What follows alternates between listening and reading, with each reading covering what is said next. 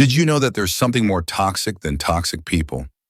It's when you start believing they're right, that you're wrong, that you need to try harder just to be loved. That's not just external manipulation, it's the internal abandonment of yourself. And if you've ever felt that way, then this video is for you. Welcome to Jung's Psyche Hub, where we don't just study psychology, but embark on a journey back to our truest selves. In today's video, I'll show you one simple act with the power to set you free based on the timeless wisdom of Carl Jung. One act that can take away the power manipulators hold over you. No arguments needed, no outbursts, just one shift in perception deep from the shadow of your soul. Carl Jung once said, "Until you make the unconscious conscious, it will direct your life and you will call it fate." Toxic people don't just show up to hurt you. They appear as living mirrors reflecting parts of your shadow that you're not yet ready to face. This doesn't mean you deserve the pain. It means your soul is inviting you to heal. In this opening, we'll dive deep into the concept of projection, one of Jung's most revolutionary insights. Why do toxic people always try to make you feel wrong? Why do you often feel guilty even when you're the one who gives and gives? And what happens when you stop reacting?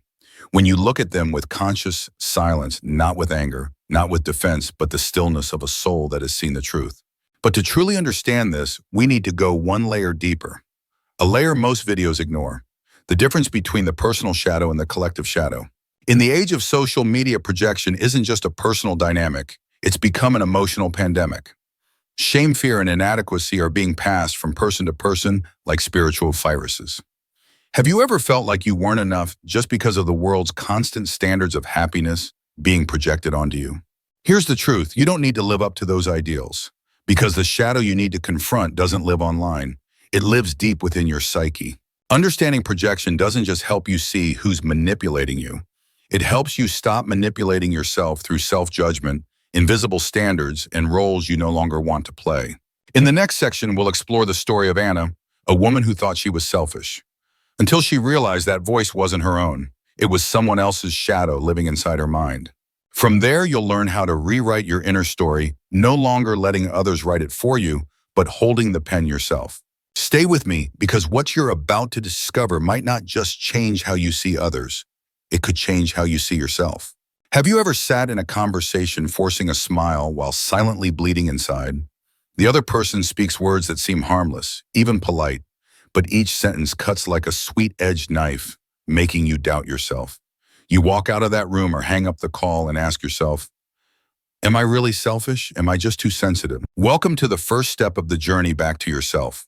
Through the lens of Carl Jung, we'll uncover the unconscious mechanism that has left so many people emotionally manipulated by others' projection. Jung said everyone carries a shadow, and the less it is embodied in the individual's conscious life, the blacker and denser it is. Yet most of us were never taught how to face our own shadow. Instead, we project it onto others. And in reverse, we become the target of others' unseen shadows. Imagine you're holding up a mirror, but instead of seeing your own face, you see someone else's rage, their pain, their trembling fear. Projection is when others hold up a mirror to you but see themselves in it, and then force you to live in that reflection. A friend calls you selfish, yet you're the one who's always there when they need you. A coworker says you're incompetent, though they're the ones constantly afraid of being replaced. A relative says you're too sensitive, but they haven't allowed themselves to feel anything in years. Projection is unconscious. No one wants to admit they're jealous, scared, or insecure. But those emotions don't disappear. They need a place to hide. And if you have an open heart or tend to doubt yourself, you become the perfect shelter for someone else's shadow. Here's what we need to be clear about. You are not a container for someone else's pain. But to step out of that role, you first need to see it clearly. You must recognize when someone is sending you their emotional package by mistake. Take the story of Anna and Rachel mentioned in the opening. Rachel called Anna selfish, even though Anna had always sacrificed for her. Anna's first reaction, like most of us, was to self-doubt. But through Jung's lens, she paused and asked, why would someone who isn't selfish be called selfish? And then it hit her. Rachel wasn't reacting to Anna. She was avoiding her own dissatisfaction with life. Here's the key. People are often not upset with who you are. They're upset because you unknowingly remind them of something they haven't faced in themselves. And it's not just others projecting onto you. Jung warned you have a shadow too. Maybe you tolerate hurtful words because a part of you still believes you're not good enough. Your shadow resonates with theirs, and the two shadows begin a toxic dance, unconscious and entangled. Healing then isn't just protecting yourself from others. It's looking within. When you recognize and love your own shadow, you become less reactive to others' projections. You're no longer easily manipulated by guilt, shame, or fear. But the question is, how can you recognize projection as it's happening? Jung offered a practical clue. Pay attention to your disproportionate emotional reactions. When someone says something that makes you angry, ashamed, or guilty, pause. Write down what they said, then ask yourself, what does this reflect about them, and why does it affect me so deeply? A small exercise, take a journal and write down a recent conversation that hurt you. Under every painful phrase, write, whose emotion is this, theirs or mine? You'll be surprised how many burdens you've been carrying that were never yours to begin with. Here at Jung Psyche Hub, we believe healing doesn't happen in isolation. You need safe space to share, reflect, and see yourself clearly. That's why we've built a community where people don't just listen, they help illuminate each other's shadow with compassion. You're not alone on this journey. In the next part, we'll explore the power of silence. Not silence from helplessness, but conscious silence, a powerful choice to break the shadow's dance and reclaim your inner authority. Stay with me, because in that stillness, you just might hear your true voice again for the first time in years. Here are moments when the strongest thing you can do is stay silent. Not the kind of silence that comes from giving up, not passive, defeated silence, but a conscious stillness, the kind Carl Jung called withdrawal of projection, the intentional act of pulling back the psychological images we unconsciously cast onto others. Because in that space of quiet, you no longer fight to be understood, no longer try to prove you're right. You are standing still in the storm of someone else's emotions without losing yourself. Picture an ancient painting. In the center stands a woman holding a burning torch. Around her, twisted faces scream, trying to snatch the flame from her hands. But she doesn't flinch, she doesn't fight back, nor retreat. She is silent, but not weak. That is the spiritual symbol of inner power forged from within.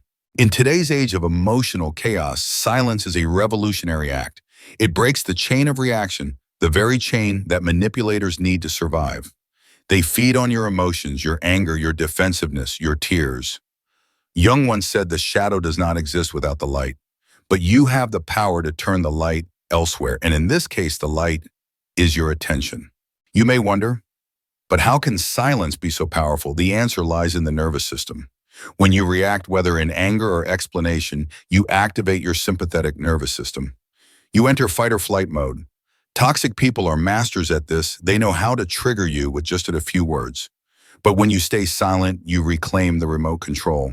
You guide yourself back into safety and take back control of your inner space. Let me tell you the story of Sarah, a creative director, smart, talented, but constantly undermined by her boss, Greg. Every time she pitched an idea, Greg would cut her off, belittle it, then later reuse it as if it were his own. Sarah cried, she screamed, she wrote 3-page emails defending herself, but all of it just gave Greg more fuel to manipulate her. Until one day Sarah did something different. She stopped reacting.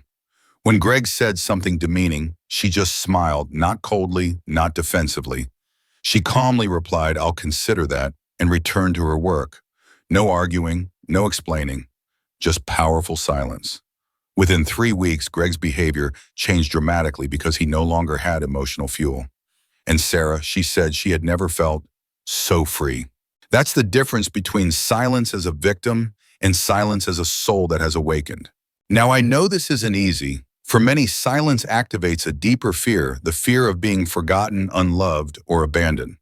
But let me remind you, if a relationship only exists when you're constantly explaining yourself, then it's not connection, it's control.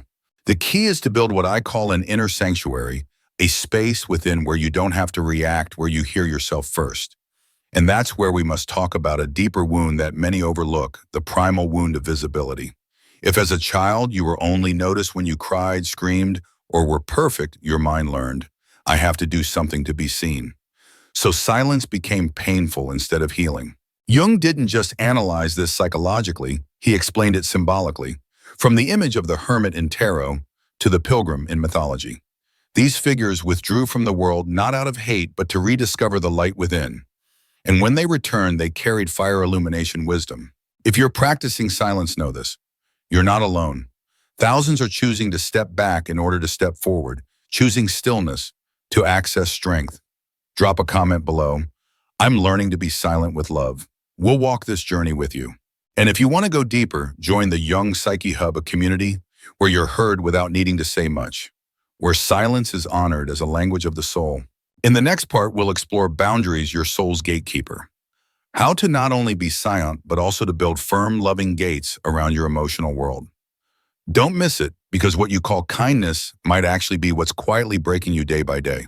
Boundaries. It sounds like such a simple concept, yet it is one of the most sacred thresholds of an awakening soul. Have you ever felt drained after a conversation? Have you ever said yes when deep down every part of you was screaming no? If so, it's likely your boundaries were crossed, or perhaps they were never consciously established in the first place. Carl Jung didn't use the word boundaries like modern therapy does, but he often spoke about individuation, the process of distinguishing the true self from what is not. And through that journey, spiritual boundaries naturally take shape, not as walls of separation, but as the protective skin of the self preserving its vitality. In this section, we'll dive deep into the essence of boundaries, not just as the ability to say no, but as a profound expression of self-respect. It's the way your soul says to the world, I know who I am, and I am worthy of being treated accordingly. But why is it so hard for many of us to set boundaries? The real reason lies in subconscious beliefs rooted in childhood. If you grew up in an environment where your needs were ignored or dismissed, you likely learned to shrink yourself to make space for others. If saying no once led to punishment, silence, or abandonment, your brain linked boundaries equals danger. And so even as an adult, you carry within you a child constantly trying to please others just to feel loved. Jung once wrote, we do not become enlightened by imagining figures of light, but by making the darkness conscious. Your inability to set boundaries isn't weakness. It's a shadowed part of you still believing, if I say no, I will no longer be loved. And the more you deny this belief, the more it quietly runs your life. Let me tell you about Mark, a man who always lived for others. As the eldest son in an immigrant family, he learned early to carry the weight for everyone. As an adult, he became the nice guy, always listening, always helping, never saying no. But inside, Mark was exhausted, hollow, and felt like he was living someone else's life. After discovering Jung's work, Mark began his awakening journey. He realized that his kindness was not always compassion, it was sometimes fear of rejection. So he started small, declining unnecessary meetings, turning off his phone after hours, asking his younger brother to speak respectfully. With each act, Mark wasn't just setting boundaries, he was rebuilding his self. And here's a powerful truth you must remember. Every boundary you set is a message to your soul, I am worthy. But not all boundaries are healthy. Jung spoke of compensation when people build rigid boundaries to cover unhealed wounds. That's when you put up walls, not fences. So it's vital to understand the 4 types of boundaries. Porous boundaries. You absorb others' emotions like a sponge, struggle to say no, and feel guilty easily. Rigid boundaries. You completely shut people out, fear intimacy, and trust no one. Chaotic boundaries. You swing between being too open and too closed. Healthy boundaries. You are open but selective. You can say no without fear of losing love. So where do you see yourself? Take a moment to write in the comments, I'm learning to set boundaries with person or situation. When you write that, you begin transforming awareness into action. And if you need a space to reflect, grow, and share, Jung Psyche Hub is here for you. Let's create a world where kindness is not self-sacrifice, but a clear and powerful expression of a whole self. And if you're thinking, I get the theory, but how do I actually apply this in real life? Don't worry. In the next part, we'll dive into specific tools from journaling and archetypal meditation to healing self-talk. You'll learn how to set boundaries without guilt and how to live with honesty to your true self. Stay with me, because what you're about to learn next might just be the light that guides you home to your real self. Have you ever felt this way after a conversation? You just can't stop thinking about what the other person said? Maybe it was a casual comment, but inside you it stirred a storm. Part of you wants to react, defend yourself, explain.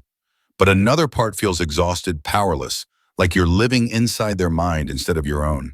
When that happens, you're not just affected by someone, you're losing your inner freedom. Carl Jung called this the loss of soul, a disconnection from the self, the true essence that transcends roles, expectations, and external relationships. And it doesn't happen all at once.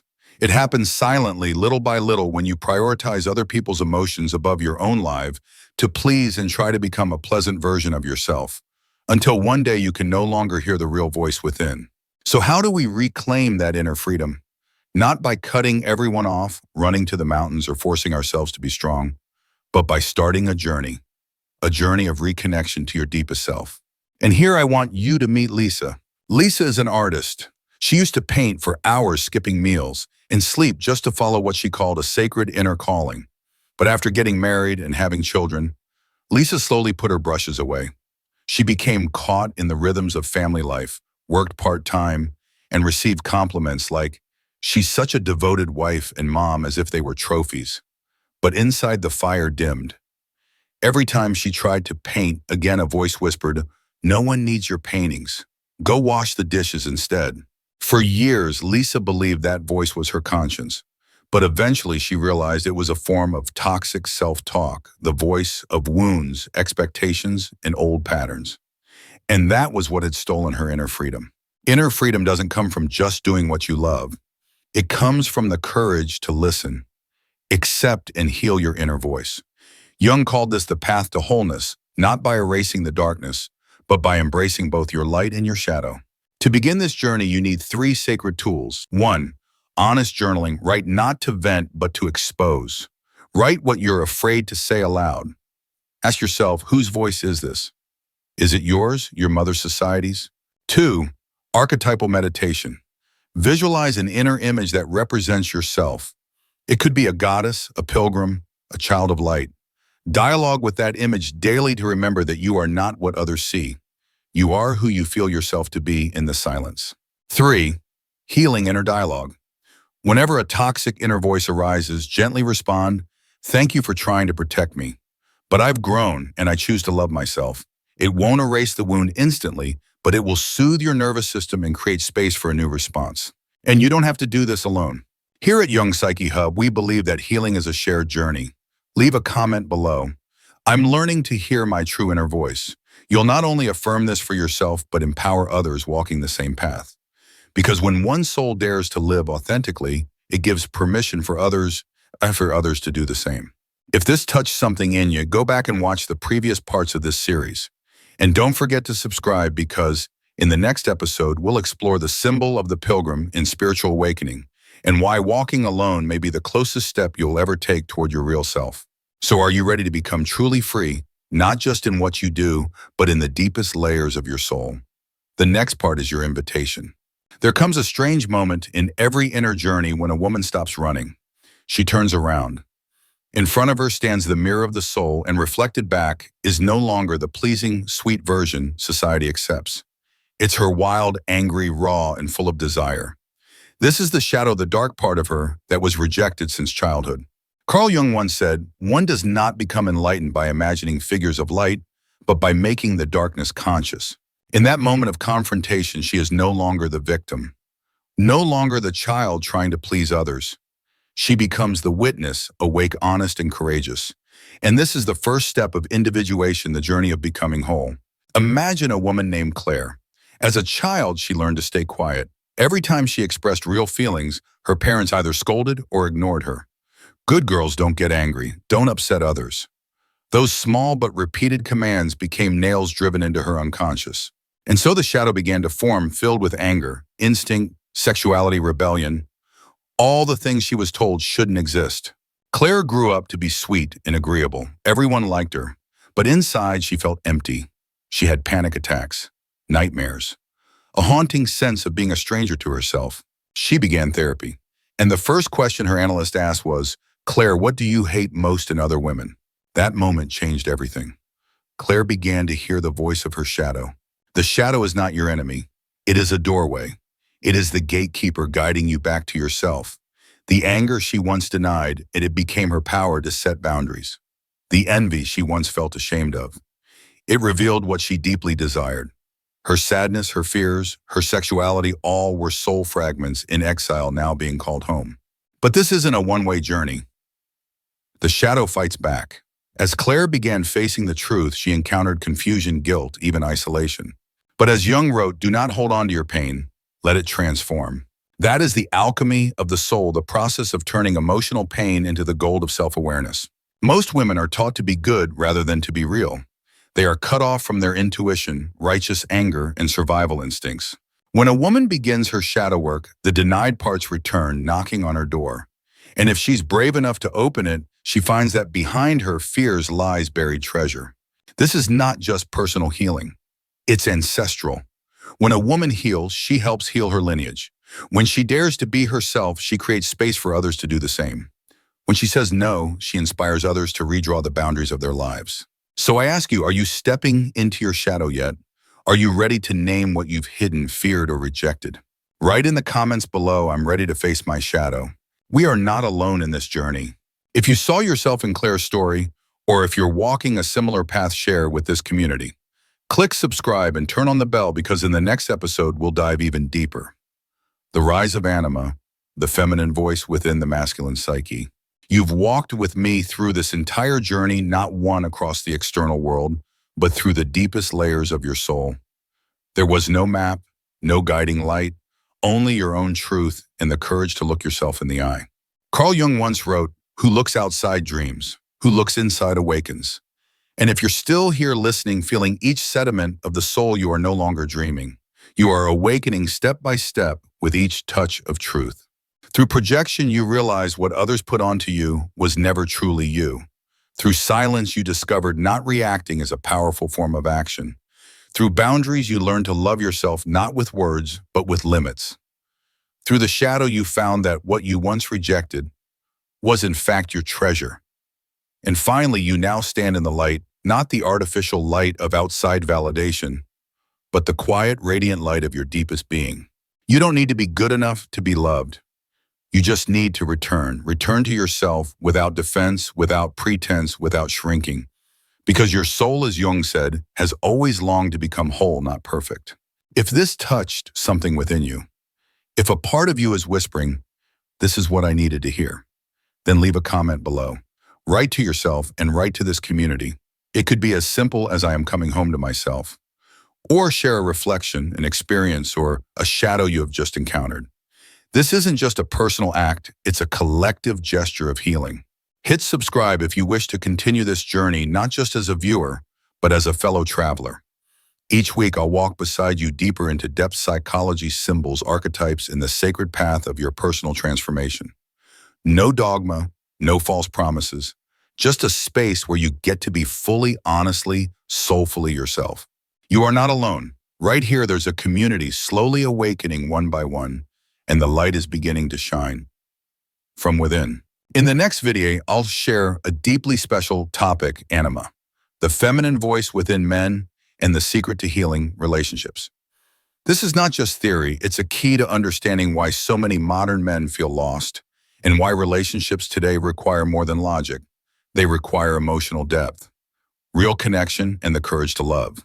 Turn on the notification bell and share this video if it touched something in you, because perhaps someone out there is also searching for a ray of light, just like you once were.